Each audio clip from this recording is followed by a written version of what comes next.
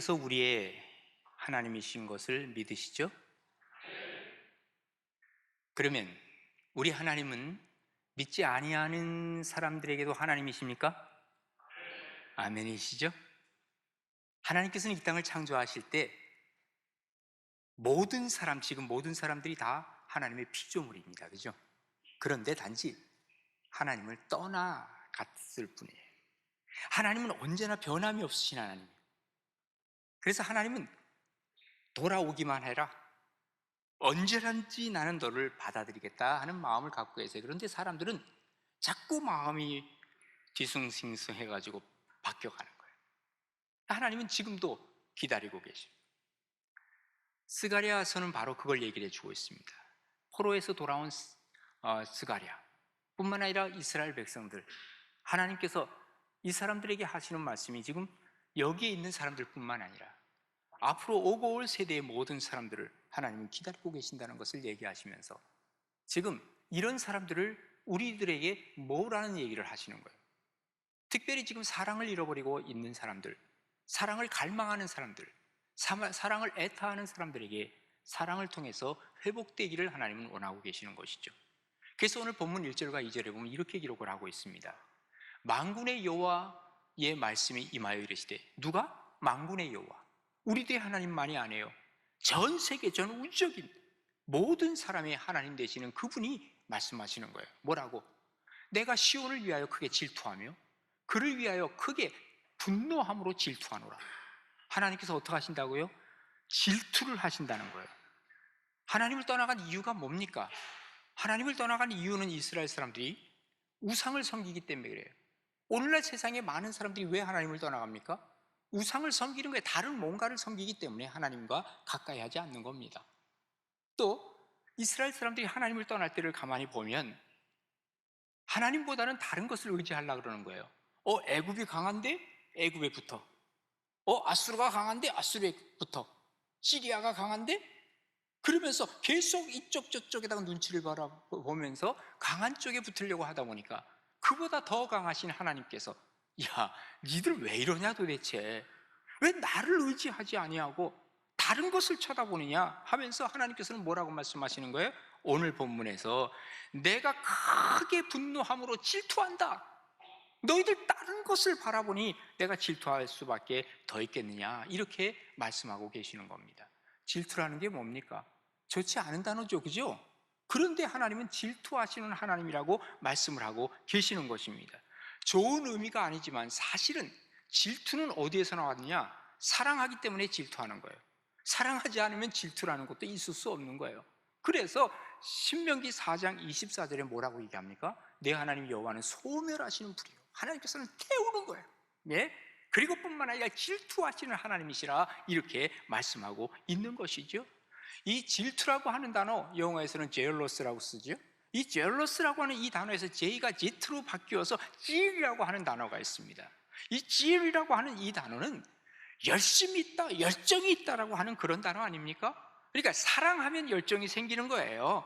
그리고 이 사랑을 받아주지 아니하면 질투가 생겨나고, 이 질투에 의해서 점점 질투가 심해지면 어떻게 돼요? 분노하면서 질투가 일어나게 된다는 것을 얘기하고 있는 것입니다. 아리스토텔레스는요, 질투와 시기를 분별을 했어요. 어떻게 다르냐? 질투는 나 중심이고 시기는 상대방, 어떤 객체의 중심으로 나갈 때는 시기가 있는 거예요. 그러니까 우리 하나님은 시기의 하나님이라는 말은 한 적이 한 번도 없어요. 그러나 질투하시는 하나님이라는 말을 여러 번 하시는 이유는 뭐냐면 하나님의 거야. 그러니 다 딴 데로 도망을 간 거야. 딴 사람을 만나는 거야. 딴 것에 의존하는 거야. 그러니 하나님께서는 질투하실 수밖에 없다는 것을 성경은 우리에게 알려주고 있는 것입니다. 오늘 본문에 보면 하나님이 크게 진노하시는데 어느 정도? 분노까지 하시면서 진노하신다는 거예요. 이거는 엄청난 사랑에 대한 역설적 표현이라고 얘기할 수 있는 것이죠. 어떤 가난한 조각가가 있었답니다. 정말 헐벗고 굶주리면서 피와 땀으로 한 걸작품을 만들었어요. 그런데 아주 추운 겨울이었습니다. 모든 것이 다 얼어서 뽀개지는 거야, 쪼개지는 거야. 그러니까 야야, 이거 내 조각품, 이거 깨지지 않을까 해서 자기의 외투를 벗어서 거기다가 놔주고, 또 자기 안에 있는 옷까지도 다 벗어서 거기다가 감싸 놓은 거예요. 그러면서 자기는 얼어서 죽었다는 거예요. 어리석은 사람이죠. 세상에 그럴 수 있겠는가? 그런데 이렇게 어리석은 분이 한 분이 계시는데 누군지 아세요? 바로 우리 하나님이신 거예요. 하나님께서는 우리의 걸작품 만들었어요. 누구예요? 여러분과 저, 우리 모두가 하나님의 걸작품들입니다.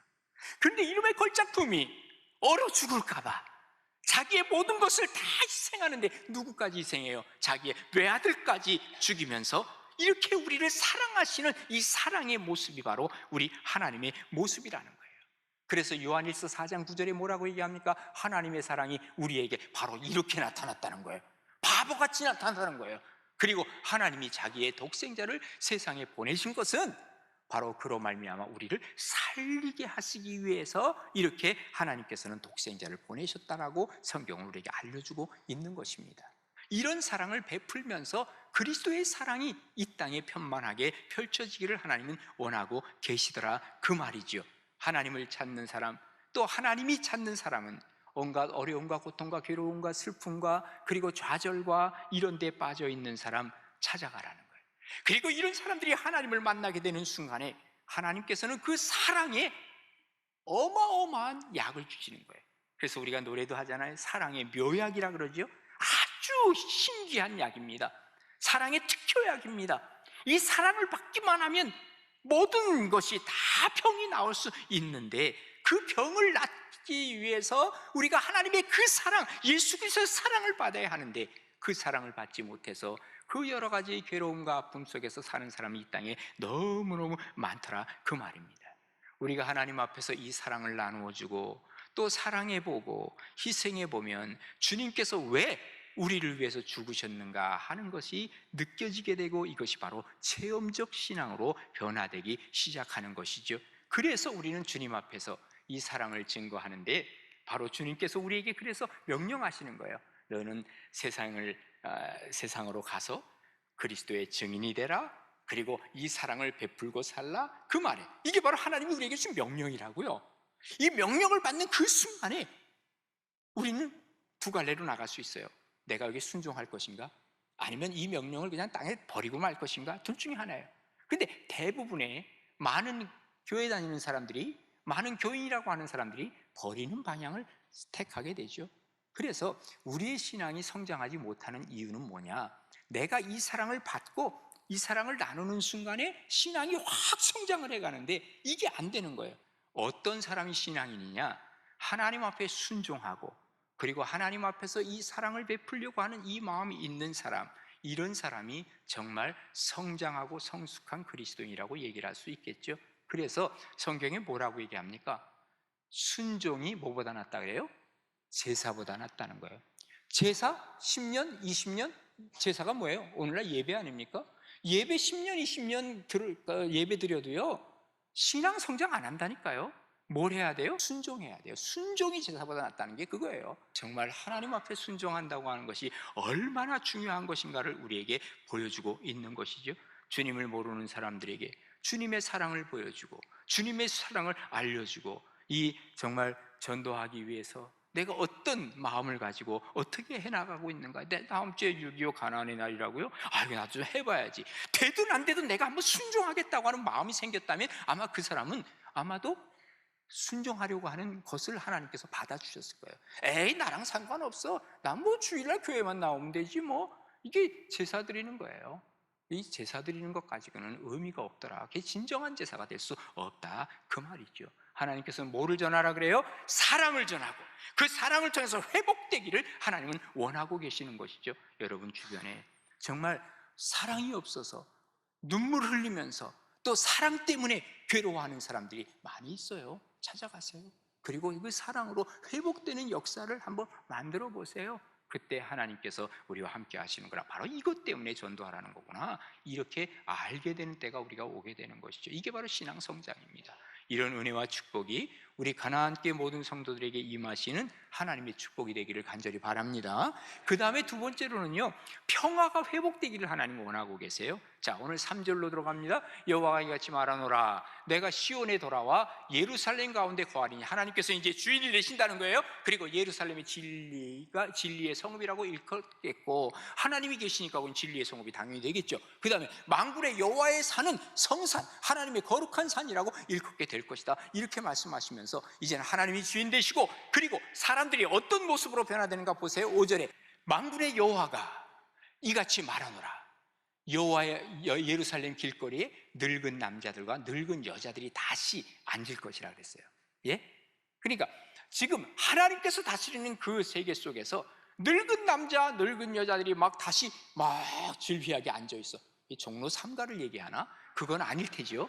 근데 다 나이가 많아 보니까 진짜 그러네, 종로 3가 같아요. 그리고 저마다 손에 지팡이를 잡고 있어요. 와, 이건 아니잖아. 이게 아니라, 여러분, 여기 늙은 남자와 늙은 여자가 지금 여기 다 질비하게 있다는 얘기가 뭘까요? 전쟁이 없다는 얘기예요. 여러분, 전쟁이 일어나면 제일 먼저 당하는 사람들이 누구예요? 노인네들, 어린아이들이 제일 먼저 당해서 일찍 죽어요. 또 장정들도 많이 죽어요. 그러면 세월이 지나고 나면 노인네 생겨 없어요. 장정들이 없고 이미 노인네는 죽었고 노인네가 없는 거예요. 그런데 이제 노인네로 가득 채워주겠다는 거예요. 그러니까 뭐예요? 이게 평화가 오래 지속된다는 거예요. 근데 노인네들만 있으면 곤란하잖아요. 그 다음 절로 가보세요. 그 성읍에 소년과 소녀들이 가득하여 거기에서 뛰놀리라. 여기 구미초등학교에도 그냥 바글바글 거린단 말이에요. 이게 바로 하나님께서 주시는 축복과 하나님의 은혜와 하나님의 백성들이 편만한 이러한 평화가 계속 지속된다는 것을 얘기하고 있는 것입니다. 하나님은 하나님의 백성들에게 가장 먼저 주고 싶어 하시는 게 뭔지 아세요? 평화예요. 평화. 예? 예수를 믿고 나면요, 뭐가 제일 먼저 나에게 찾아오는지 아세요? 교회 다니는 거 말고 예수 믿는 거. 예수를 믿기 시작하면 가장 나에게 찾아오는 게 마음의 평화예요. 아무리 어려운 문제가 생기고 그냥 여기서 옆에서 폭탄이 터져도 내 마음이 평화로움이 있어요. 이게 바로 하나님이 주시는 평화예요. 그래서 예수 믿는 것의 표상이 바로 평화다. 왜? 하나님이 이 평화를 우리에게 주셨기 때문이죠. 그래서 요한복음 14장 27절에 뭐라 그럽니까? 평안을 너희에게 끼친다. 그건 나의 평안을 너희에게 주노라. 내가 너희에게 주는 것은 세상이 주는 것과 같지 아니하니라. 너희는 마음에 근심하지도 말고 두려워하지도 말라 그랬어요. 하나님께서 주시는 평안인 줄로 믿으시기 바랍니다. 그리고 이 평안을 다른 사람들에게 나눠주기를 주님께서는 원하고 계시는 거예요. 저 스웨덴에 요나스 샌델이라고 하는 목사님이 계세요. 이 목사님의 딸이 리나 샌델이라고 하는 딸이 있었는데, 이 딸과 이제 보트 놀이를 갔어요. 근데 바람이 확 불면서 이 보트가 뒤집혔어요. 그러면서 이 딸은 다른 사람이 건져줬는데, 아버지 목사님은 거기에서 익사하시고 말았어요. 딸이 보는 그 아버지가 돌아가신 광경을 그는 그대로 목격을 한 거예요. 그러니까 가슴이 너무너무 먹먹하고 아프고 잠을 이룰 수 없어요. 밤에 자다가도 깨는 거야. 아빠가 그냥 아닥하는 것을 보고 너무너무 괴롭고 힘들고 이런 세월을 오랫동안 보냈다 그래요. 그러다가 하나님 앞에 기도하죠. 하나님, 도대체 이게 무엇입니까? 원망도 하는 거예요. 그런데 하나님께서 어느 날 이 리나 샌델에게 나타나셨어요. 그리고 얘야, 네 아빠는 지금 내 곁에서 평강을 누리고 계신다. 그리고 내가 너에게 평강을 주겠다. 내가 너와 함께 할 거야. 내가 너에게 맡겨진 사명을 잘 감당하고 그리고 나중에 만나자라는 하나님의 음성이 막 가슴속으로 들려오기 시작하는 거야. 그때 벌떡 일어났습니다. 그리고 너무너무 감사한 마음으로 이 마음의 평화가 오기 시작하는데요, 그야말로 10년 묵은 체중이 그냥 쫙 내리는 거 하는 것처럼 너무너무 좋은 거예요. 그래서 거기서 그가 노래를 하나 썼죠. 그 노래가 뭐냐면, 날마다 숨 쉬는 순간마다 내 앞에 어려운 일 보내 주님 앞에 이 몸을 맡길 때 슬픔 없네 두려움 없네. 같이 합시다. 주님의 그 자비로운 손길 항상 좋은 것 주시도다. 사랑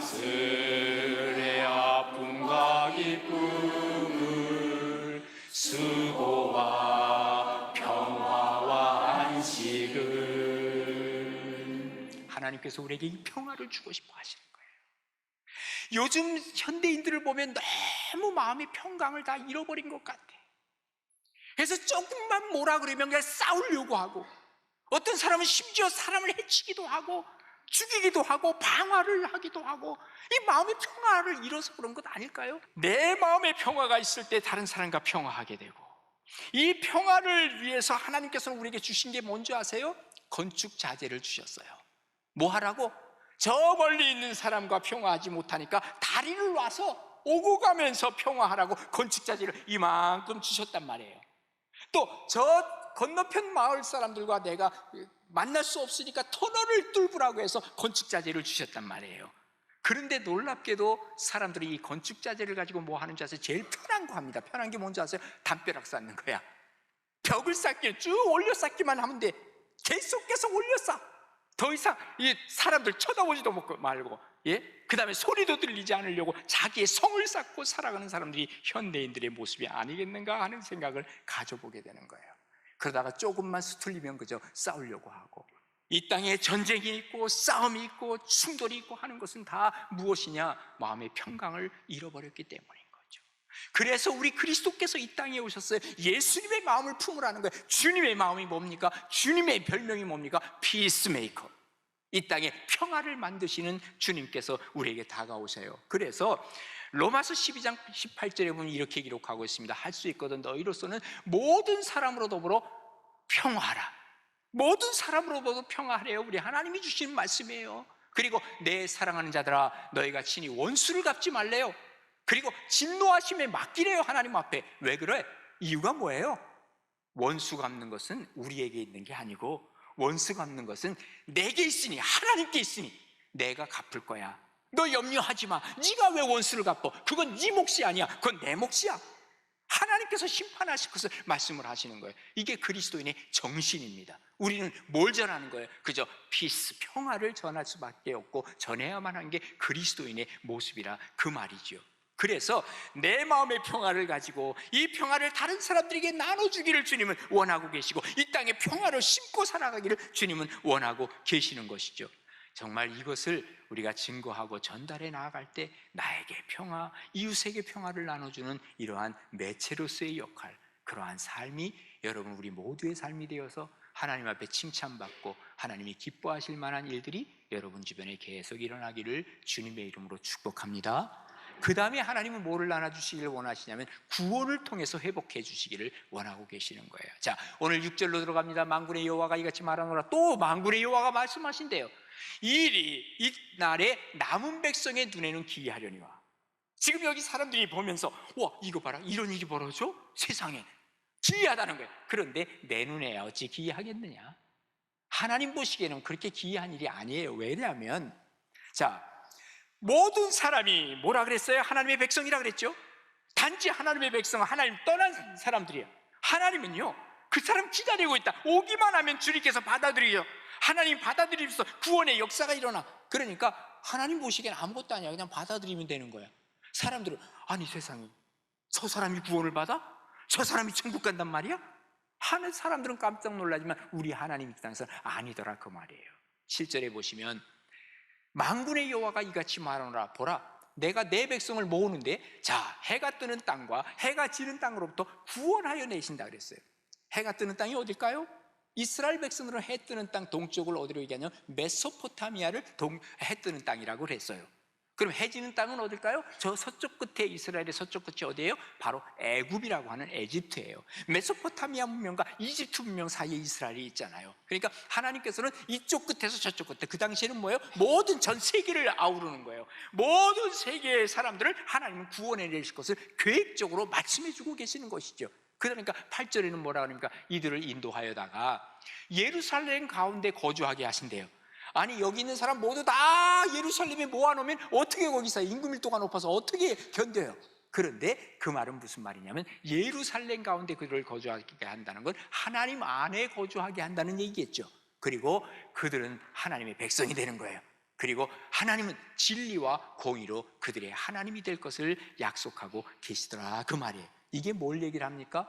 구원을 주시면서 구원이 통해서 회복시켜 주실 것을 얘기하고 있는 것이죠. 사실 구원이라고 하는 것은 우리 하나님 밖에는 주실 분이 없다는 사실을 여러분 믿으시죠? 그렇습니다. 이스라엘이 출애굽한 거 자기들이 했습니까? 자기들 한 거 하나도 없어요. 하나님께서 애굽에서부터 탈출하게 하셨어요. 아하, 하나님이 하셨구나. 맞아요? 또 포로로 끌려갔어요. 포로에서 그들이 돌아오는데 그들이 한 거 있어요? 하나도 한 거 없어요. 고레스 왕을 하나님 움직여서 그 이스라엘 백성들이 다시 귀환하도록 만들어 주셨어요. 사실 우리 대한민국의 역사도요, 참 이스라엘 역사가 비슷한 게 많아요. 6.25 전쟁이 있었죠? 전쟁 중에 어떤 일이 벌어집니까? 그냥 뭐 완전히 이 한반도는 이제 적화가 다 됐어요. 저 대구하고 부산 쪽이만 남겨놓고는 이제 몽땅 다 잃어버려서 이제 다 끝나가는 상황이에요. 그런데 보세요, 유엔군을 하나님께서는 형성케 만드셨어요. 사실 유엔군은 만들어질 수가 없는 상황이죠. 왜? 상임이사국 소련이 있는데 어떻게 그게 결성이 돼요? 근데 그 대표가 차 사고가 났다 그러죠? 펑크가 났어. 참석하지 못한 사이에 어떻게 됩니까? 결정해가지고 유엔군이 파송이 돼가지고 우리나라가 반쪽밖에는 아니지만 그러나 여기 자유민주주의가 건설되어서 전 세계에 그야말로 강대국으로 서갈 수 있게 한 것, 이건 누가 한 거예요? 아무리 봐도 이건 하나님밖에는 우리가 누구라고 얘기할 수 없어요. 여러분, 국가적으로나 개인적으로도 마찬가지죠. 우리가 개인적으로 구원받을 수 있는 일이 없어요. 우리로서는 불가능합니다. 그러나 하나님께서 하셨습니다. 할렐루야. 하나님께서 하신 것, 예수님은 예수님을 믿는다고 하는 것은 바로 이런 의미가 있는 것이죠. 사실 예수 믿는 것처럼 쉬운 게 어디 있습니까? 안 그래요? 나 예수님 믿어요. 내가 예수님 영접합니다. 주님 내 속에 들어와 주세요. 그 말만 하면 우린 그리스도인도 되는 거예요. 너무너무 쉬워요. 교회 나오는 것보다 더 쉽습니다. 교회 나오려면 아침에 화장도 해야 되고 옷도 갈아입어야 되고 이거 필요 없어. 아무것도 필요 없어. 주님, 내가 주님을 영접합니다. 그래서 요한복음 1장 12절에 뭐라 그럽니까? 영접하는 자, 곧 그 이름을 믿는 자들에게는 하나님의 자녀가 되는 권세를 주셨다 그래요. 예? 이것은 혈통으로 되는 거 아니에요. 아니, 나는 혈통으로 되는데요. 우리 아버지가, 우리 엄마가 날 때부터 교회 다녔어요. 나 그래서 모태신앙이에요. 모태신앙이 그리스도인 아닙니다. 오해하지 마세요. 내가 개인적으로 하나님과의 관계를 맺고 하나님 앞에 예수 그리스도를 영접하지 않는 한 모태신앙 구원 못 받습니다. 하나님 앞에서. 그러니까 혈통으로 되는 게 아니에요. 육정으로 되는 게 아니에요. 사람의 뜻으로 나는 게 아니에요. 오직 하나님으로부터 난 자들이니라, 이렇게 얘기하고 있는 것이죠. 하나님이 우리에게 구원을 거저주세요. 그러기에 구원받은 사람들의 공통적인 고백이 뭡니까? 하나님께서 하셨습니다. 하나님이 나의 구세주 메시아이십니다 라고 고백하는 거예요. 그 다음에 이제 하는 게 있어요. 내가 하나님이 나의 구주이시라고 한다면 너무너무 감사한 마음으로 그 다음에 뭐 해요? 하나님, 내가 뭐를 해야 될까요? 근데 하나님이 알려주셨어요. 뭐라고? 야, 너 이를 알게 하시는 하나님이시다. 그리고 너는 가서 복음을 전하라. 이 말씀을 주신 거예요. 성령이 너에게 임하시면 너희가 권능을 받고 뭐예요?